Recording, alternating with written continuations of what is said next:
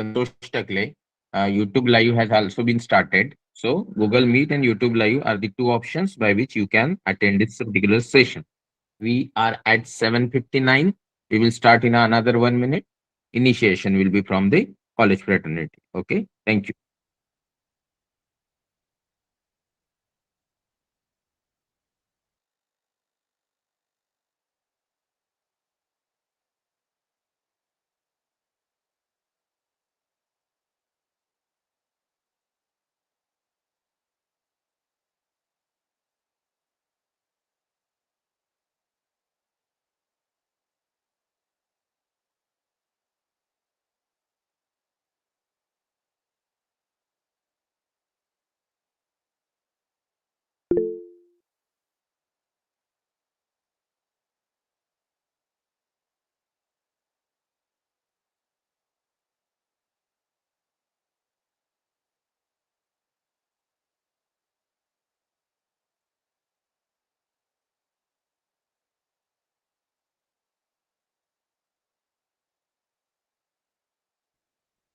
Good morning. It's 8 a.m. So, sir, you can start the session.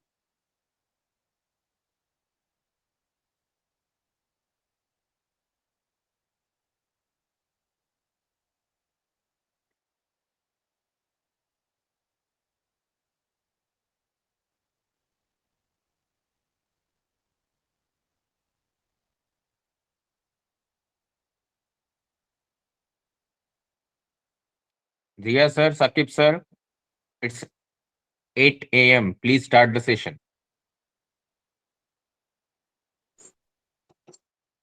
Yes, sir. Zia, Zia, sir.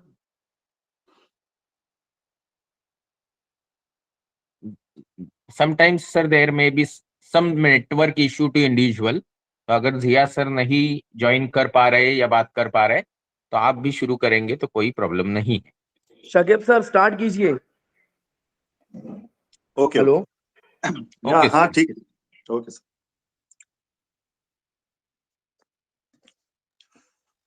Good morning, everyone.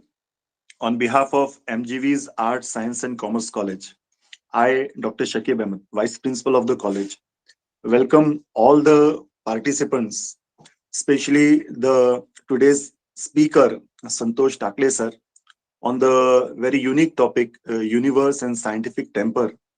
On behalf of all the staff members, college principal, vice principal, I welcome to the webinar and hope that today's webinar will attain all its objectives. Thank you very much for joining. Thank you, sir.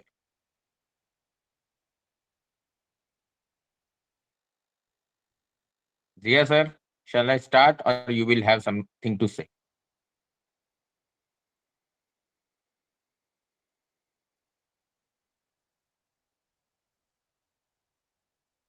Okay, then we will start. Okay.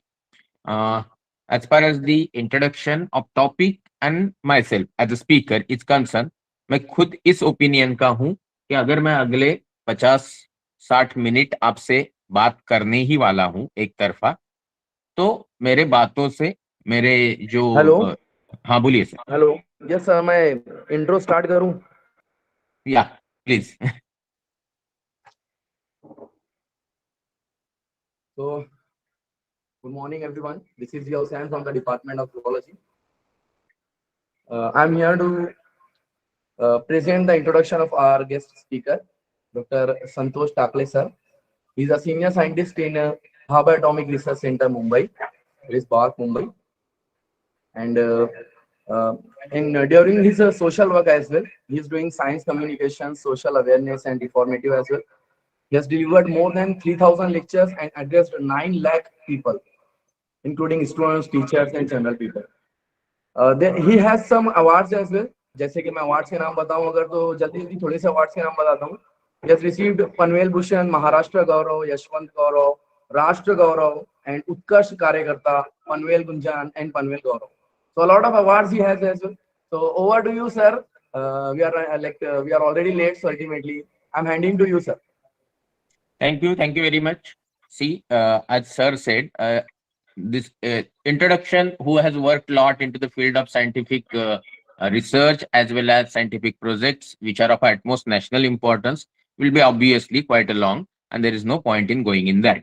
So it's good of Jia sir that he has truncated it to the best possible, that my name is Santosh Takle and I'm working as a senior scientist in Bhabha Atomic Research Center, Mumbai. Good. Now coming to the today's topic, which Vice Principal sir has already told, that I will be talking on some very important topic of generation and era, that is about scientific thinking. And as we live in this universe, हम इस कायनात में रहते हैं, इस ब्रह्मांड में रहते हैं, तो ऑब्वियसली इसके अच्छे जानकारी के बगैर हमारी जिंदगी में हमें जो चाहिए वो सुख शांति, आप धार्मिक टर्म्स में बोले तो जो एनलाइटमेंट चाहिए हमको, वो नहीं मिल सकता है अगर हमारा अपना अपने यूनिवर्स के बारे में ज्ञान सही न हो। तो वही मैं आज कोशिश करूंगा थोड़ा बहुत आपको देने की। इन बिटवीन ये लोग आते रहेंगे क्योंकि अपने यहाँ थोड़ा टाइम डिसिप्लिन का लोगों को इश्यू रहता ही है, but no issues. Okay, now let's get into the today's topic. जैसे मैंने आपको यहाँ पहले स्लाइड में दिखाया कि हम यूनिवर्स जानने की कोशिश करेंगे साइंटिफिक टेम्पर से, बट आज के दौर में हम जहां भी जो भी चीज बोलते हैं हमने कहीं पढ़ी होती है, कहीं सुनी होती है, कहीं देखी होती है, एंड द मेजर सोर्स होता है इंटरनेट, किताबें। तो ये सारा जो मैंने अब तक 3000 लेक्चर दिया, ये कहीं ना कहीं से मैंने पढ़ा हुआ, सुना हुआ, देखा हुआ लिटरेचर है। उसको मैंने साइंटिफिक एविडेंस से क्रॉस वेरीफाई किया, और जब मुझे लगा कि ये मानवता के लिए सही है तो मैं उसको फ्री ऑफ कॉस्ट डिलीवर करता हूँ। कभी कभी पर्सनली जाके भी डिलीवर करता हूँ। मतलब मैं कारगिल पहुंचा हूँ, अरुणाचल प्रदेश गया हूँ, कार निकोबार गया हूँ। तो पूरे भारत देश में घूमने का सिर्फ इरादा नहीं है, पूरी दुनिया में घूम के लोगों को वैज्ञानिक सोच के बारे में बताने की जरूरत है, ऐसा मुझे पर्सनली महसूस होता है। तो इसलिए मैं ये सब करता हूँ। इसमें मेरा कोई स्वार्थ नहीं है, मैं कोई पैसे नहीं लेता, क्योंकि मुझे लगता है कि समाज ने, दुनिया ने हमें इतना कुछ दिया है कि एज ए रिटर्न गिफ्ट हमें भी कुछ समाज के लिए सोच के तौर पे करना है। तो शुरू करते हैं आज का ब्रह्मांड का यानी कायनात का सफर। तो ऑब्वियसली मोटरसाइकिल से तो नहीं जा सकते ना, कहाँ तक पहुंचेंगे। जिंदगी काफी छोटी है, हम जीते हैं 70 साल, कोई 80 साल, और कुछ लोग तो कम जीते हुए भी कोई 30-40 साल भी जिए, पर दुनिया के लिए, समाज के लिए, मानवता के लिए इतनी बड़ी धरोहर छोड़ गए। जैसे श्रीनिवास रामानुजन की बात करें तो 30 साल की छोटी आयु में उन्होंने मैथमेटिक्स में जो कंट्रीब्यूशन दिया, वो आज भी पूरी दुनिया उनका लोहा मानती है। तो इस ब्रह्मांड के सफर में 1 घंटे 45 मिनट के टाइम में हमको कोई बड़ा सा मीन्स ऑफ ट्रांसपोर्टेशन चाहिए, और मैंने चुना है स्पेस शटल सिस्टम को। और आपके लिए एक छोटा सा सवाल जिसका आपको जवाब देना मुश्किल है, क्योंकि हमने आपके सारे राइट्स इस पर्टिकुलर चीज में निकाल के रखे हैं। तो आप सिर्फ मन ही मन जवाब दे सकते हो या आपके डायरी में नोट कर सकते हो। मैं पूछ रहा हूं कि what is the weight of space shuttle system. जरूरी नहीं है सबको ये पता हो, मैं ये चाहता भी नहीं। मैं चाहता हूं कि इसके पीछे मैं जो आपको इनडायरेक्ट टीचिंग देना चाहता हूं, कि चलो अगर इसका वजन आपको मालूम हो न हो, उसको मैं बताऊंगा। सोचिए मैं अगर सीधा यहां से उड़ के मोटरसाइकिल पे आ जाऊं और बोलूं कि एक गिरी हुई मोटरसाइकिल को आपको उठाना है, तो क्या ये बहुत आसान सा काम है? आप बोलोगे सर बिल्कुल नहीं, क्योंकि मोटरसाइकिल 100 किलो की भी हो सकती है, 400-500 किलो की भी हो सकती है, और एक आम शहरी नागरिक को इतना बड़ा वजन उठाना कभी कभी मुश्किल हो जाता है, अगर वो आपके हाथ से गिरी हुई हो या माइनर कोई एक्सीडेंट हुआ हो। तो यू आर एब्सोल्युटली राइट। इंसान की शारीरिक क्षमता का लिमिट ही 300-400 किलो है, वो भी सिर्फ जमीन से उठा के खड़ा करना। Dead weight lifting of Olympic की अगर रिकॉर्ड की मैं बात करूं तो वो वही रेंज में आता है। तो मैं शुरुआत में ही लेक्चर के वेट्स में क्यों घुस रहा हूं? क्योंकि एक्चुअली मैंने स्पेस शटल सिस्टम का वजन पूछा, मैं कंपेयर करना चाह रहा था मोटरसाइकिल के वजन को स्पेस शटल के सिस्टम के वजन से। मोटरसाइकिल का वजन 100 से 300-400 किलो है, तो स्पेस शटल सिस्टम का वजन तकरीबन 21 से 30 लाख किलो भी हो सकता है, और ज्यादा भी हो सकता है, कम भी हो सकता है। आप किस तरीके के काम और कारनामे करना चाहते हो उस पे वो निर्भर है। यहाँ जो दिखाया वो डिस्कवरी लाइक थिंग है, तो इसमें स्पेस शटल का वजन तकरीबन 70-75 हजार kilo, SRB solid rocket booster का वजन 6-6 लाख किलो, और फ्यूल की टंकी विद ऑक्सीडाइजर तकरीबन 8 लाख किलो, कुल हो गया 21 से 22 लाख किलो। अगर मैं पूछूं कि इतनी बड़ी सिस्टम से हम क्या करते, तो आप सब बोलोगे कि सर इसी से तो आर्टिफिशियल सैटेलाइट या मैन्ड मिशन का एक्चुअल काम होता है।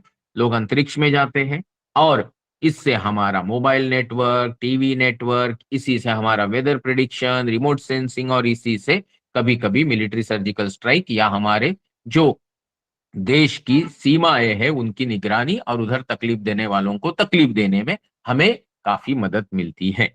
Absolutely right. तो अभी सोचिए कि ये जो इतनी बड़ी सिस्टम है इसको आसमान में लॉन्च करना है और श्रीहरिकोटा पे कुछ कारणवश ये हो नहीं पा रहा है, और आप सब कॉलेज के बच्चों को लेके गए और बोला भाई धक्का मारो, तो is it possible? And you know it is not possible, because इतना बड़ा वजन आसमान में जो जाता है वो इंसान के शारीरिक क्षमता का रिप्रेजेंटेशन बिल्कुल नहीं करता। This is the direct representation of human beings mental ability achieved in years of hard work sincerity. मतलब हजारों सालों की इंसान ने जो मेहनत की अपने मस्तिष्क पे, और उस मस्तिष्क में जो विकास हुआ, उस विकास के चलते चलते आज हम यहाँ पहुंचे हैं कि इतने बड़े वस्तुमान वजन की चीज भी आसमान में आराम से भेज पाते हैं। तो मतलब 21वीं सदी के इंसान ने टेक्नोलॉजी के मामले में काफी बढ़त हासिल की है। All credit goes to the मेहनती, सिंसियर, प्रामाणिक ह्यूमन बींग्स जो सिर्फ विज्ञान का इस्तेमाल नहीं करते बल्कि विज्ञान के बढ़ोतरी के लिए काम भी करते हैं। क्या आप इनमें से एक हो? नहीं हो तो सही मायने में आप सिर्फ विज्ञान की खा रहे हो। एक्चुअली वैज्ञानिक सोच दवा के लिए भी अपने जहन में, दिमाग में नहीं रख रहे हो। तो कहीं ना कहीं ये बेईमानी है करंट एरा से, जिस एरा में हम सुख शांति से जी पा रहे than any of the previous human generation. अब ये समझने के लिए आपको काफी पढ़ना होगा, बट देन ये सारी बात करने के पीछे तात्पर्य ये है कि आप हो, मैं हूं, या कोई भी बच्चा हो, उनको सबको हम बड़े जब उनके सामने कोई भी बिहेवियर करते तो उनके लिए एक लेसन ऑफ लाइफ। तो हमारे बिहेवियर में कुछ ऐसी ही चीजें हमेशा हो जिससे हम बच्चों को, छोटे जो हमारी जनरेशन है उनको हाउ टू थिंक सिखाए, नॉट व्हाट टू थिंक। कभी आपको ये नहीं बताना है कि भाई ये तुम करोगे तो तुमको ये सडनली मिल जाएगा। मतलब मैं ये नहीं बोल रहा हूँ कि मेहनत करोगे तो तुमको फल मिलेगा, ये तो सही बात ही है। बट बहुत सारे धार्मिक कर्मकांड, रिचुअल्स और कहीं ना कहीं जनरेशन से आई हुई ऐसी कई धारणाएं हैं जो साइंटिफिक एविडेंस बेस्ड नहीं है, फिर भी हम करते हैं। सोचिए, अगर हम बिल्ली के रास्ता काटने की ही बात करें तो जो इंडियन सब कॉन्टिनेंट में है एग्जैक्टली उसके अलग एक्सपेक्टेशन कहीं यूरोपियन सब कॉन्टिनेंट में होगा, अमेरिका में होगा, सदर्न अमेरिका में होगा। बट गलत फहमी या फहमी होनी जरूर है। मतलब जो यहाँ सही है वो कहीं और गलत है, और कहीं और सही है वो यहाँ गलत है। पर मेरे नजर में तो 100% गलत है, क्योंकि बिल्ली के रास्ता काटने से आपके भविष्य, वर्तमान या प्रेजेंट, पास्ट में कोई बदलाव नहीं आता है, क्योंकि वो व्हाट टू थिंक कैटेगरी में आता है। हाउ टू थिंक कैटेगरी में हमें हर चीज का यही व्हाट WH टाइप के क्वेश्चन पूछ के हमें सही मायने में एक साइंटिफिक एविडेंस बेस्ड कंक्लूजन पे आना है, जहां पे उस चीज को कोई भी झुटला नहीं सकता in present system of reference. अभी अगर आप साइंस पढ़ने वाले बच्चे हो, आप इस चीजों को समझते हो, तो ये मेरे जो वर्ड्स है इनको आप जरूर समझोगे कि हर सिस्टम में कोई ना कोई रेफरेंस के तहत हम जब चलते हैं तो वहां के जो रिजल्ट्स हैं वो उसी तरीके के टर्म्स एंड कंडीशन में कहीं भी कभी भी प्रूव किए जा सकते हैं। एनीवे, तो ये हमारे लिए आज सीखते सीखते दूसरों को सिखाने के लिए हमें किस तरीके का विचार या विचारधारा रखनी है, इसके ऊपर मैंने बात की। और ये सारी विचारधारा आती है वैज्ञानिक सोच से। यहाँ कुछ लिखा हुआ है मैं बिल्कुल नहीं बताऊंगा, क्योंकि ऑलरेडी मैं बहुत थ्योरी बोल चुका हूँ और आजकल के बच्चे थ्योरी से बड़े परेशान होते हैं। तो ये आप, अगर अच्छा लगा लेक्चर, तो वीडियो में आगे जाके जरूर फिर से रिवाइड करके देखेंगे। मैं जो टॉपिक आज कवर करने वाला हूँ उसका अहम मुद्दा अगर वैज्ञानिक सोच यानी साइंटिफिक टेम्पर या टेम्परामेंट है, तो ये मेरा अपना कहना नहीं है। ये भारतीय संविधान, हम सब भारतीय है, हमारा वो पहला और आखिरी रिलीजन है, हमारा और पहला और आखिरी आइडेंटिटी है। ऐसा बहुत सारे अच्छे लोग मानते हैं, उनमें से ही आपके भी फैकल्टी मेंबर्स है। और ऐसा व्हाट्सएप स्टेटस देख के मुझे बहुत अच्छा लगा, क्योंकि पहले हम भारतीय है तभी हम सही मायने में देश के लिए, समाज के लिए और मानवता के लिए कुछ कर पाएंगे। क्योंकि अपने में अगर एकता, अखंडता का नारा और ये समझ होगी ही नहीं, तो हम आगे जाके अपनों के लिए कुछ नहीं कर पाएंगे। और ये अपने होते हैं सारे देशवासी। तो ये देशवासियों को एकता अखंडता बनाने के लिए जो प्रमुख धर्म ग्रंथ बोल सकते हो बना, वो है इंडियन कॉन्स्टिट्यूशन। और इस कॉन्स्टिट्यूशन का क्लॉज नंबर 51 एच कहता है, it's a fundamental duty of every Indian citizen to inculcate, foster, promote scientific temperament, humanism, spirit of inquiry and reform. मतलब भाई जो मैं इसके पहले जो बोला, वो संविधान ने भी एंडोर्स किया है कि हमें ये तो करना ही है। इससे हमें बहुत सारे पर्सनल फायदे होते हैं। जैसे कि अगर मेरी जिंदगी को भी मैं अगर फिर से एक बार जाके इंट्रोस्पेक्ट या सिंहावलोकन करता हूं, तो मुझे बहुत बार ऐसा लगता है कि मैं अगर वैज्ञानिक सोच नहीं रखता और हर बार किसी ने भी बताई हुई बेसलेस साइंटिफिक नॉन साइंटिफिक चीजें फॉलो करता, तो शायद मराठी मीडियम में जिला परिषद के स्कूल में आपसे भी छोटे गांव में पढ़े हुए लड़के को बीआरसी के सीनियर साइंटिस्ट अहदे तक पहुंचने में काफी कठिनाई होती। बट जो मुझे हुई नहीं, क्योंकि मेरे जिंदगी में रैशनल थिंकिंग का बहुत इंपॉर्टेंस है, जो मेरे फैमिली ने मुझ पे कहीं ना कहीं संस्कार किया। So this is the story of scientific thinking. इतनी जरूरी चीज देश दुनिया में क्यों नहीं पाई जाती? तो ऑब्वियस रीजन ही बचपन से हम पे जो धार्मिक या फैमिली मेंबर्स के द्वारा या आजू बाजू के लोगों के द्वारा या समटाइम्स शिक्षा के माध्यम से भी जो संस्कार होते हैं, उसमें कहीं ना कहीं scientific evidence based line of thinking missing होती है। और ऑब्वियस है, क्योंकि पुराने जमाने में विज्ञान और वैज्ञानिक सोच के ऊपर का भरोसा इतना नहीं था, क्योंकि एविडेंस ही इतने नहीं थे। आज के दुनिया में सब कुछ होने के बावजूद भी हम उनको नजरअंदाज करें तो वो गलती है। हमें बेवजह पुराने जमाने के लोगों को कोसना नहीं चाहिए। जैसे कि देखिए, यहाँ मैंने अभी शुरुआत की एक्चुअल प्रैक्टिकल जो आपको अच्छा लगे ऐसे टाइप के लेक्चर की। तो इस स्लाइड से आगे आप कभी भी ये क्लास को छोड़ोगे नहीं। इसके पहले जिन्होंने छोड़ा उनकी गलती नहीं। ऐसा क्यों बोल रहा हूं? क्योंकि अभी हम जाएंगे सही मायने में इस यूनिवर्स के शुरुआती दौर में, जहां पे बहुत सारे लोगों ने बहुत अच्छा अच्छा कंट्रीब्यूशन किया। उनमें से एक है गैलीलियो, जिन्होंने 400 साल पहले यहाँ दिखाई हुई छोटी सी, मतलब 2 सेंटीमीटर, 2 सेंटीमीटर डायमीटर की दूरबीन यानी टेलीस्कोप के माध्यम से दुनिया में कुछ, अंतरिक्ष में कुछ देखने की कोशिश की। और उससे जो उनको पता चला, उससे उन्होंने साइंटिफिक एविडेंस बेस्ड थिंकिंग की नींव रखी। उनके ऑब्जर्वेशनल कैपेबिलिटीज और इनिशिएटिव के लिए उनको father of modern observational astronomy बोला जाता है, क्योंकि he was the first person to use the equipment to observe and understand celestial beauty. अब बोलोगे ऐसा देखा क्या भाई साहब ने? ये देखिए क्या देखा, ये क्या है मैं पूछूंगा तो आप बोलेंगे ऐसा क्या है सर, बच्चा भी बता सकता है, ये तो चंद्रमा है। तो यही चीज उन्होंने टेलीस्कोप से देखी, उनको समझ में आया कि चंद्रमा के ऊपर जो शायद काले धब्बे हैं वो गड्ढे हो सकते हैं, और it is a shadow effect. फिर नीचे कुछ ट्विंकलिंग स्टार लाइक ऑब्जेक्ट यहाँ दिख रहा है, आपको पूछूंगा क्या है तो आप बोलोगे आपने ही तो बता दिया, ट्विंकलिंग स्टार लाइक ऑब्जेक्ट। फिर मैं आपको आगे लेके जाऊंगा और बोलूंगा ये क्या है तो आप बोलेंगे शायद पहले वाला एक फेज पैटर्न था, मतलब कला थी चंद्रमा की, और ये बहुत सारे टाइम के हिसाब से बदली हुई कल चंद्रमा की फेज पैटर्न यानी कलाएं हैं। मैं बोलूंगा मैंने थोड़ी कम जानकारी दी और उसका नतीजा ये हुआ कि आपने गलत जवाब दिया। गलती हम दोनों की है। तो भाई पहला वाला जवाब सही था, चंद्रमा विद गड्ढे। सेकंड वाला चीज है वो ट्विंकलिंग स्टार नहीं है, वो वीनस नाम का प्लेनेट है। आप बोलोगे कैसे बात कर रहे हो सर, देख के तो ऐसे लग रहा है कि इतना ट्विंकल कर रहा है कि शायद ट्विंकल खन्ना शर्मा जाए। यू आर एब्सोल्युटली राइट, ये ट्विंकल तो बहुत करता है। और अब जब इवनिंग में या मॉर्निंग में जब ये दिखता है, हाल ही में नहीं दिख रहा है, कुछ दिनों बाद फिर से दिखने लगेगा, तो जब आप हॉराइजन लेवल पे इसको देखते हो तो बहुत ही ज्यादा ट्विंकल करता है। The obvious reason is the movement of the atmospheric layers and air. तो ट्विंकल तो करता है। तो बचपन से जो पढ़ाया जाता है थोड़ा बहुत, star twinkle planet do not twinkle, उसको एग्जैक्टली वैसे के वैसे जैसे आप समझ रहे हो वैसे समझने की कोशिश मत करिए। उसके पीछे बहुत बड़ी स्टोरी है, उसमें कभी फिर कभी जाएंगे। तो भाई ये वीनस नाम का प्लैनेट है, तो गैलीलियो ने जब इसको देखने की कोशिश की तो उसको इस तरीके से, जो आपके नजर के सामने स्लाइड है उस तरीके के वीनस के फेज पैटर्न दिखे। फिर उन्होंने अपना जो टेलीस्कोप जुपिटर की तरफ टर्न किया, उनको जुपिटर के साथ कोई 4 बिंदु इर्द गिर्द घूमते हुए दिखे। आज हम जानते हैं कि वो जुपिटर के नेचुरल सैटेलाइट्स है, आयो, यूरोपा, गनीमेड एंड कैलिस्टो।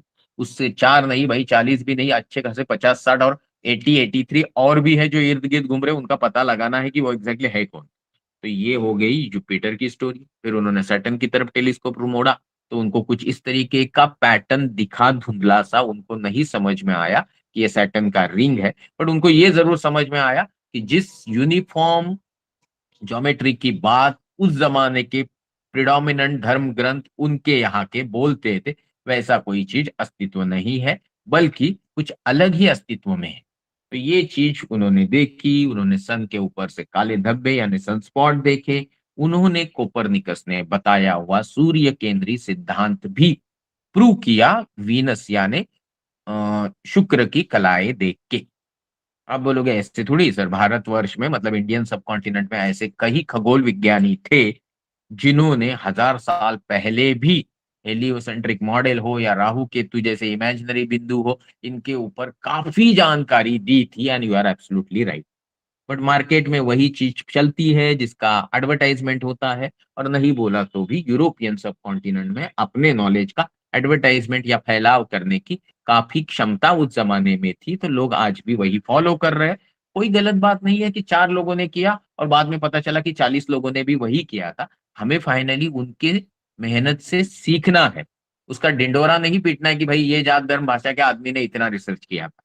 मानव जाति में जिसने भी जो भी कंट्रीब्यूशन दिया वो सब हमारा है, इसी को विश्व बंधुता बोलते हैं, और वही भारत का नारा रहा है पहले से अब तक, और आगे भी रहेगा, क्योंकि अच्छी चीजें कोई मिटा नहीं सकता यूं ही। तो ये जो गैलीलियो भाई साहब ने इतने सारी डिस्कवरीज कंट्रीब्यूशन बगैर कोई टेक्नोलॉजी के एडवांसमेंट से किए, क्योंकि वो सोचते थे, समझते थे, और चीजों को समझने की बार बार कोशिश करते हैं, और कोशिश करने वालों की हार नहीं होती। तो क्या आप अपनी जिंदगी में कोशिश कर रहे हो बगैर दूसरों को ब्लेम किए? ये करोगे तो आपको तो बहुत फायदा होगा, क्योंकि आजकल एप्रिसिएशन का तो बाढ़ आ गया है। पुराने जमाने में गैलीलियो के साथ ये नहीं हुआ, क्योंकि गैलीलियो को इतनी सारी डिस्कवरीज के बाद 16 साल जेल में डाल दिया। आखिरी 5 साल वो अंधे थे, फिर वो मर गए, और मरने के बाद उनके नाम का स्टेच्यू भी नहीं बना, क्योंकि जिस वैज्ञानिक सोच और scientific evidence evidence based thinking की वो बात कर रहे थे, वो तो उस जमाने में ज्यादा करके कहीं भी नहीं था। मैक्सिमम मास पॉपुलेशन मतलब जनरल पब्लिक में इक्का दुक्का लोग सोचते थे, उस वो तभी कि उसके पहले 1000 साल, उसके पहले 1000 साल पहले भी सोचते थे। बट हम उनके स्पेसिफिकली पीरियड की बात करें तो उनको तकलीफें हुई वो कम लगेंगी जब आपको पता चलेगा कि ब्रूनो नाम के साइंटिस्ट ने बोल दिया कि रात के आसमान में दिखने वाला हर तारा सूरज है, तो उनको तो जिंदा जला दिया गया। और ऐसे कई लोगों ने कई बार अपनी जान को जोखिम में डाल के जो मेहनत की, और विज्ञान वैज्ञानिक सोच और सच की राह पे वो चलते रहे, तो आज जाके हमारे घर पे TV, mobile, fan, microwave, AC, air condition सब चल रहे हैं। आप सबको पता है कि पुराने जमाने में ना ये राजा महाराजाओं के पास थे, ना किसी महान लोगों के पास थे जिन्होंने इस दुनिया पे अपना प्रभुत्व जताया और बताया। तो ये अगर आप समझ रहे हो तो सोचिए कि 400 साल पहले देश और दुनिया इतनी तकलीफें सह रहा था, तो ये ब्रह्मांड तो बहुत पुराना है। अगर मैं आपको पूछूं कितना साल पुराना है, तो बात ये है कि 21वीं सदी में सुबह से लेके शाम तक और पैदा होने से मरने तक सिर्फ और सिर्फ साइंस टेक्नोलॉजी का इस्तेमाल करने वाले लोगों को इतना भी नहीं पता होता है कि जिस दुनिया में वो जी रहे हैं, वो दुनिया यहाँ कब से जी रही है। तो उसका सवाल, उस सवाल का जवाब बाद में देंगे, पहले जानने की कोशिश करेंगे कि भाई ये सब जो प्रपंच है या आया कहाँ से। तो किसी ने बोल दिया कि भाई थेरोटिकली अगर हम इन्विसेज करें तो आज जिस अवस्था में ब्रह्मांड है उसको जिस तरीके से फैलते हुए देखा है, तो भाई ये शुरू हुआ होगा किसी बिंदु से, और इसी को बोला गया the big bang. Big bang explains the origin of universe in a scientific way. मतलब इतने से ऊर्जा के स्रोत से ये सारा ब्रह्मांड कायनात बनी। अभी आप बोलोगे क्या बात कर रहे हो सर, ऐसे थोड़ी होता है। सोचिए अगर हम एक पहाड़ को भी हटा के, हटा तो नहीं सकते ना, तो चलो भाई आपके बचपन के दोस्त डोरेमोन को बुला लिया और उसने दबा दबा के पूरे पहाड़ को हटाने की बजाय दबा दबा के टेनिस बॉल इतना बना दिया, क्या बन सकता है? आप बोलोगे सर वो तो बना देगा बचपन के लिए, बड़ों में बड़े होने के बाद हम इस चीज पे नहीं विश्वास कर सकते, क्योंकि इसमें कहीं भी वैलिड टेक्निकल एविडेंस दिख नहीं रहा। You are absolutely right. But suppose अगर ये साइंस फिक्शन या हो या प्रैक्टिकल हो, एक पहाड़ टेनिस बॉल इतना दबा दबा के नहीं बनाया जा सकता, तो पूरा जिला या स्टेट या फिर देश या फिर अर्थ या फिर सोलार सिस्टम या अरबों खरबों सोलार सिस्टम जो एग्जिस्ट करते हैं, क्या वो सारे इतने से ऊर्जा के स्रोत से बाहर आ सकते हैं? तो शायद किसी को जवाब नहीं लग सकता है, बट आज की डेट पे तो थ्योरेटिकली इसी चीज को लोग मानते हैं और इसी पे रिसर्च कर रहे हैं, और काफी मात्रा में इसकी सही होने की जानकारी हाथ लग रही है एविडेंसेस से और आर्टिफिशियल प्रोबिंग से। तो ये सारी चीज अगर मान भी ले टेम्पररी, आगे चीज तो आप पढ़ोगे, क्योंकि आप में बहुत सारे ऐसे होनहार बच्चे टीचर्स तो है कि जो आगे जाके इस फील्ड में कहीं ना कहीं कोई एडिशनल नॉलेज और डिग्रीज लेने वाले हैं। कब हुआ इसका जवाब यहाँ है, बट मैंने सर ने बताया था कि यहाँ आर्ट्स कॉमर्स के भी विद्यार्थी है, तो मुझे किसी को भी चीजें कॉम्प्लिकेट करने में मजा नहीं आता है, मुझे सिंपल करके बताने में मजा आता है। Actually maturity is not about talking big things, it is about understanding the small things. तो स्मॉल जवाब चीज पूछी गई थी कि भाई ब्रह्मांड का यूनिवर्स का निर्माण कब हुआ, तो जवाब यहाँ आपके सामने है 13.7 बिलियन ईयर्स, मतलब 13.7 के ऊपर 9 जीरो देना और उससे जो आंकड़ा बनेगा वो इतना बड़ा होगा कि उसको भी ठीक से समझ लो तो सोच लीजिए कि जिंदगी का सारा पता ठिकाना मिल गया। उसके बाद किसी से कोई ब्रह्म ज्ञान लेने की जरूरत नहीं है बेतुका। तो क्या है वो ये है कि सोचिए, ये सब कुछ हुआ ऊर्जा के स्रोत से तकरीबन 1400 करोड़ साल पहले। तो क्या हम 1400 करोड़ साल को चेक करते करते पीछे जाएंगे तो क्या हमें कुछ अच्छी जानकारी मिलेगी? जरूर मिलेगी। सोचिए, पढ़ाई लिखाई की जो आजकल हाल है, बहुत सारे आर्ट्स के बच्चों को लगता है कि पढ़ लिख के फायदा नहीं, क्योंकि एक्चुअली नौकरी मिलती नहीं।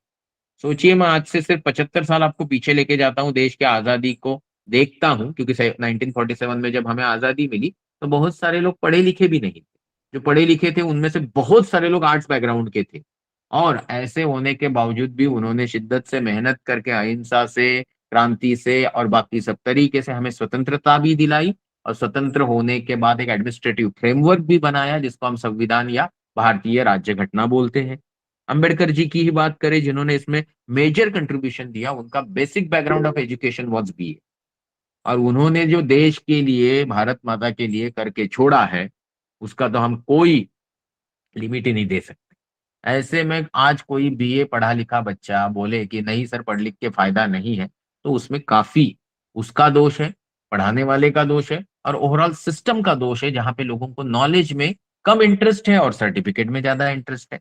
तो सोच लेते हैं कि आप इस तरीके की चीजें नहीं करेंगे। 75 साल पहले देश को स्वतंत्रता मिली, तो आपको जान के हैरानी होगी कि 175 साल पहले पहली बार महिलाओं को कुछ करने की स्वतंत्रता मिली, और मैं बात कर रहा हूं महिलाओं के एजुकेशन की। अगर मैं आपको पूछूं कि 175 साल पहले ये सारी चीज कहाँ शुरू हुई, तो बहुत सारे लोगों को पता ही नहीं होता है। भारत देश में ये चीज पूना में फुले फैमिली ने जब शुरू करनी चाही, तो उनको तो गैलीलियो से भी ज्यादा तकलीफ हुई। ऑलमोस्ट उनका ब्रूनो ही बनने वाला था, बट कहीं ना कहीं सपोर्ट सिस्टम एग्जिस्ट करता था जो समाज के हर स्तर से उनको सो बता रहा था कि आपके इस अच्छे काम की जरूरत है, तो काम होता रहा, और आज भारत देश में महिलाएं कंधे से कंधा मिलाकर पुरुषों के साथ काम कर रही है, और इसलिए देश में बहुत सारी टेक्नोलॉजिकल और तरीके की डेवलपमेंट्स हो रही है जो हमारे आसपास के हमारे साथ ही स्वतंत्र हुए देशों में नहीं हो रही है। वहां तो सब दूसरों से खरीद के ही काम चलता है। वहां पे तो गलत चीजें करना भी ऑफिशियली राइट माना जाता है। तो ये सारी चीजें इसलिए हो पा रही क्योंकि समाज का जो 50% हिस्सा है महिला है, उनको पढ़ने लिखने के लिए किसी ने एफर्ट्स डाले आज से 175 साल पहले। और नतीजा ये है कि कल्पना चावला हो, किरण बेदी हो, इंदिरा गांधी जी हो, या आज की राष्ट्रपति जी हो, इन सबको उनकी जगह पे पहुंचने की राह आसान हो गई। तो मतलब किसी ने कभी एफर्ट्स डाले और आज हम फायदे में है, क्या हमेशा ही होता है? तो सही मायने में अगर आपको धार्मिक बनना है या मानवता की सेवा करनी, तो आज अपने लिए कुछ करिए, ठीक से पढ़ाई लिखाई करिए। आज से आप यूपीएससी का सोच सकते हो, स्टार्टअप्स का सोच सकते हो, बैंकिंग एग्जाम देने का सोच सकते हो, पुलिस बनने का सोच सकते हो प्रामाणिकता से।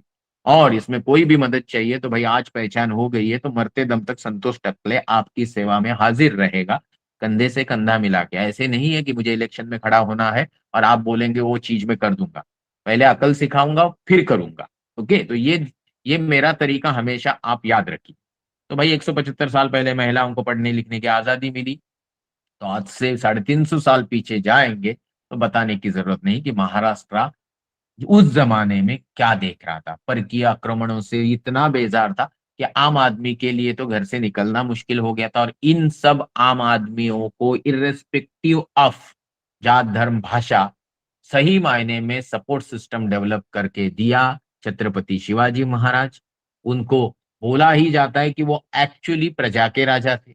और उस जमाने में जब लोगों को सिर्फ राजा बनना होता था क्योंकि उनको दादागिरी करनी है, चोरी चकारी करनी है और अपने सारे गलत तरीके अपनाने के चीजों को रेगुलराइज करने के लिए कहीं ना कहीं जात धर्म भाषा का सहारा लेना है, वहां पे सही मायने में अमूलाग्र मतलब एकदम रिफॉर्मेटिव चेंज छत्रपति शिवाजी महाराज ने लाया। उनकी जीवनी सबके लिए आदर्श है जो जिंदगी में कहीं कुछ अच्छा करना चाहता है, बट उसको फैलाने का काम तो हमें भारतीयों को ही करना पड़ेगा, और वो भी किसी जात भाषा धर्म का झंडा लिए बगैर।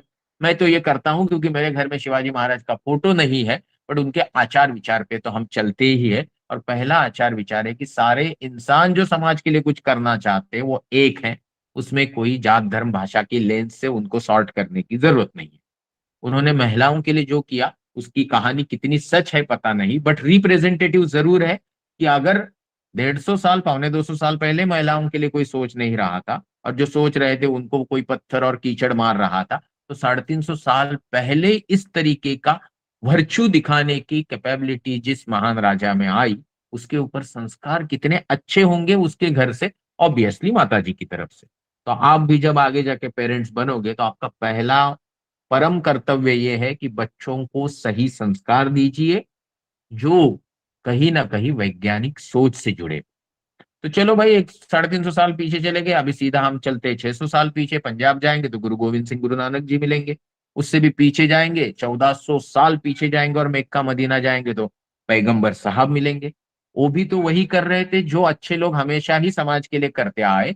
आम आदमी के लिए वो ये कर रहे थे कि भाई छोटे मोटे झगड़े से लेके बड़े बड़े झगड़े जो रेगिस्तान जैसी बंजर जमीन पे ऑब्वियस थे, उनको मिटा के शांति अमन का नारा सबके सामने प्रस्तुत करने का काम पैगंबर साहब ने किया। And that is why Islam is a religion of peace.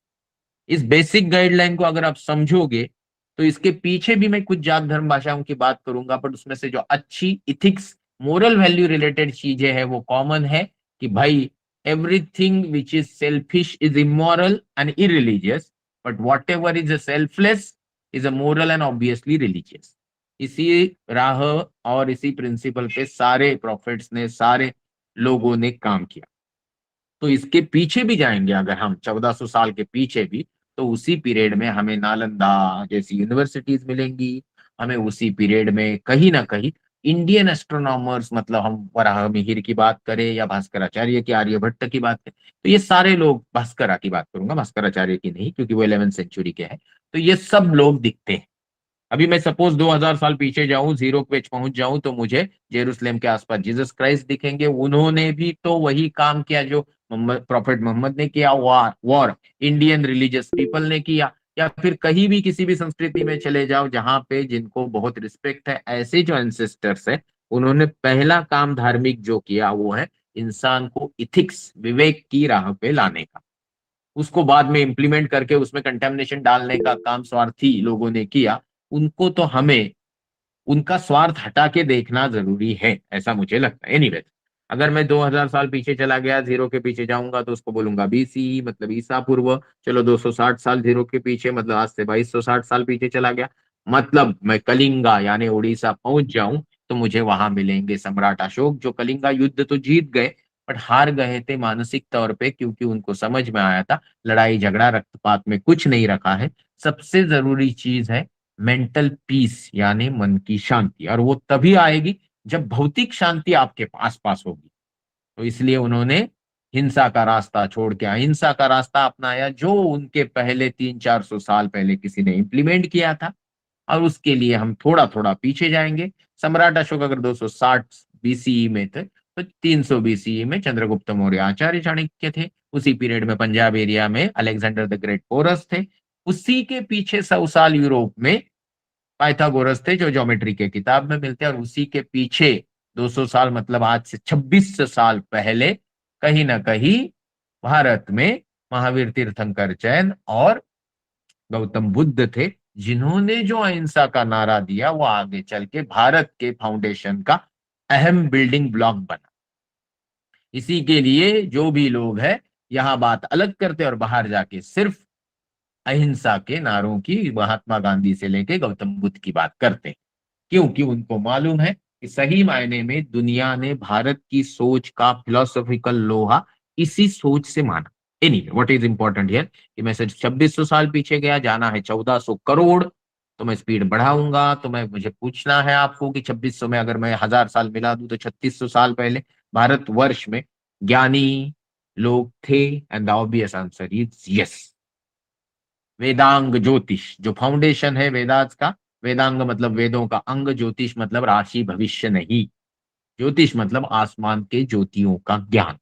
आसमान के ज्योतियों के ज्ञान से दिन और रात में हमें बहुत तरीके की जानकारी मिलती है। दिन हो या रात हो उसका हिसाब, फिर कब बारिश होगी उसका हिसाब, फिर कब इक्लिप्स होगा उसका हिसाब, फिर कब नदी में बाढ़ आएगी उसका हिसाब, और कौन सी दिशा में जाने से कौन सा एरिया पड़ेगा तो वहां पे अपना माल ठीक से बिकेगा क्या नहीं बिकेगा, वहां अच्छे लोग मिलेंगे कि नहीं। ये सारी जानकारी आज से 3800 साल पहले भी हमारे लोगों ने जनरेट की थी, not by only philosophical thinking, by using mathematics and astronomy।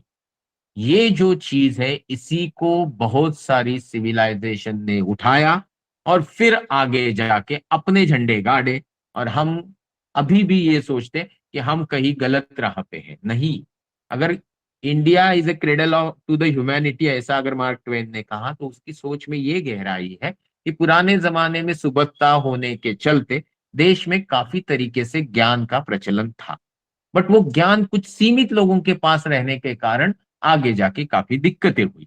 ये सबको एप्लीकेबल है। अगर ये भारतवर्ष को एप्लीकेबल है तो अरेबियन पर्शियन सिविलाइजेशन की बात करें तो आपने उमर खयाम जी का नाम सुना है कि नहीं मुझे नहीं पता, बट वो भी ऐसे एस्ट्रोनॉमर है कि इस्लाम में जो लुनार कैलेंडर फॉलो होता है वो सारा कैलेंडर उन्होंने बनाया, और उस सटीकता से बनाया कि उनके बाद 1000 साल बाद भी यूरोप में जो 14वीं 15वीं सदी में जो कैलेंडर्स बने उससे भी वो प्रिसाइज था।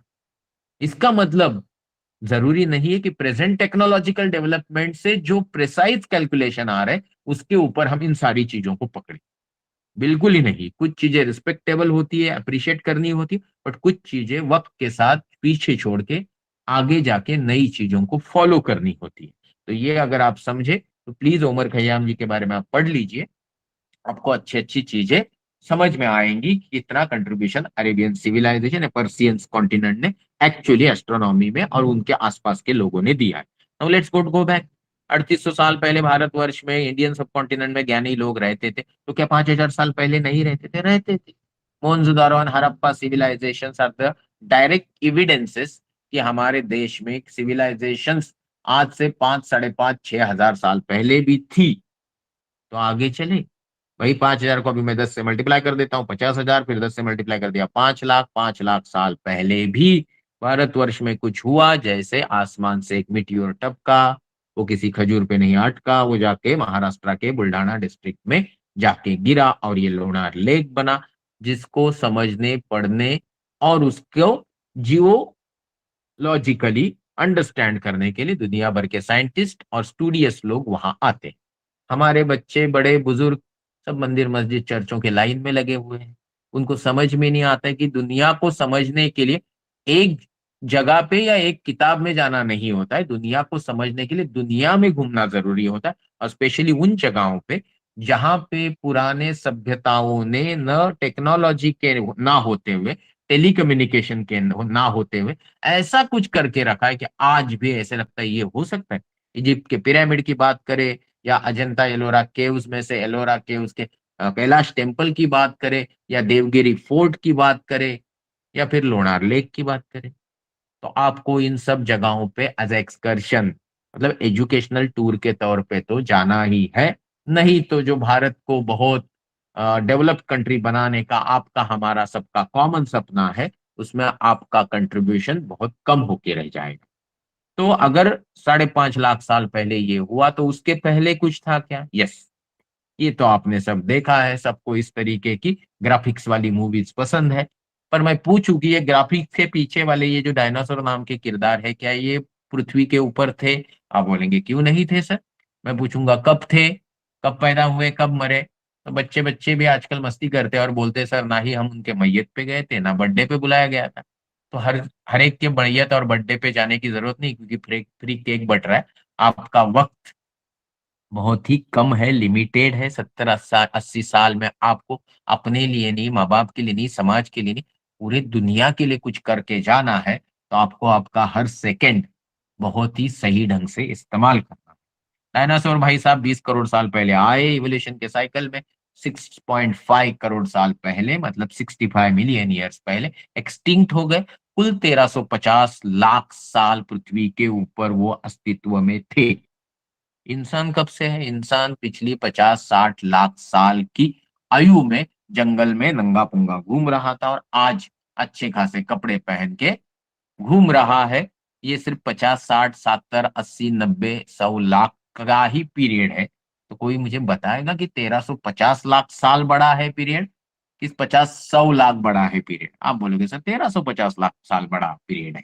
तो भाई 1350 लाख साल अपना अस्तित्व बचाने के लिए अगर डायनासोर्स को कोई भी सुपर नेचुरल पावर की या कर्म कांडों की या किसी को बेतुके तरीके से खुश करने की जरूरत नहीं पड़ी, तो इतने पढ़े लिखे जानकार इंसान को क्यों लगती है? क्योंकि वो इंट्रोस्पेक्शन, अपने गिरेबान में झांक के देखना, स्पेशली मस्तिष्क में झांक के देखना और मस्तिष्क का इस्तेमाल करना शायद भूल चुका है।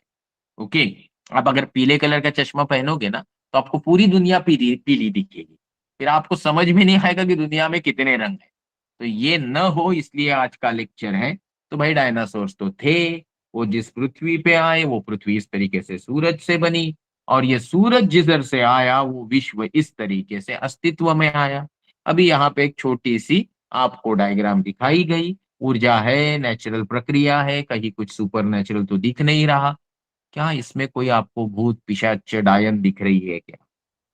क्या इसमें कोई आपको बुआ बाबा अम्मा टम्मा मुल्ला मौलवी दिख रहा है क्या? अगर नहीं दिख रहा है तो इन नमूनों के पीछे लग के अपनी जिंदगी बर्बाद क्यों करते हो? इस सब के पीछे लग के आपका एपिसोड क्राइम पेट्रोल पे आ जाता है, फिर हमको देखना पड़ता है। हमको तो सीख मिलती है, पर आपको तो जिंदगी के लेने के देने पड़ जाते हैं। तो भाई पढ़े लिखे लोगों का पहला काम है समझदार होना, सर्टिफिकेट लेना नहीं, क्योंकि education is not the process of gathering a knowledge and certificate. It's a training of mind to think scientifically and ethically. Scientifically मतलब वैज्ञानिक दृष्टिकोण से, और इथिकली मतलब धार्मिक तरीके से।